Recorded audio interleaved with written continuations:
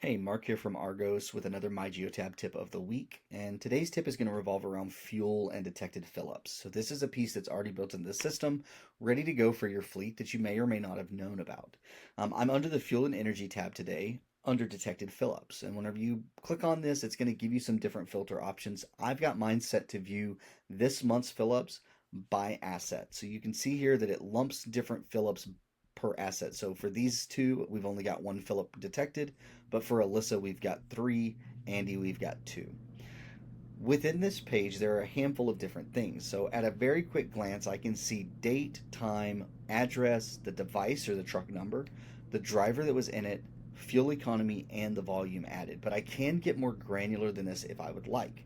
So with each vehicle in this case, or if it was a driver, it'd be by driver, I can specifically see this. I can click on this graph and it will pull up a detected Phillips graph. Now this is a newer piece to the platform, but I can scroll across and see very specifically, if there were any issues, the moment they filled up, all of that good stuff. Now this can be used in a variety of different ways, but we want to make sure you know that this metadata is available to you. Now, the other piece to this is if I want to go and see where they were located on the map, I can click the little map icon, and this is going to take me to the specific trip, to that specific stop. So you don't have to filter it past that point.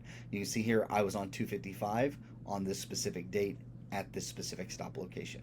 So again, quick ways to get there and navigate to kind of what you're looking for. Now, if I do this a little bit different and I look at it by driver basis, I can see specifically, which ones were, fill-ups by an unknown driver. Maybe they weren't logged into the app, things like that. But it just tries to give you a little bit more clarity on what's going on across your fleet in the instance that you're concerned of, for fuel fraud, things of that nature. Now, this is phase one. Step two of this is going to be if you are actually wanting to integrate your fuel transactions into this. And we do have an integration now available with a handful of different fuel card providers. So if you click on the fuel transactions piece, go to add a fuel provider, you can select the different ones. So we've got the major providers: Comdata, EFS, Voyager, Fuelman, and WEX. You'll need to provide your customer ID and then hit submit. Now there is a secondary step to this where you need to connect with your provider on the backside, because most of them will have a third-party integration agreement that you need to sign, and you may need to do some setup pieces on that side. But once that's done, you'll actually be able to see fuel transactions ported directly into the MyGeotab platform.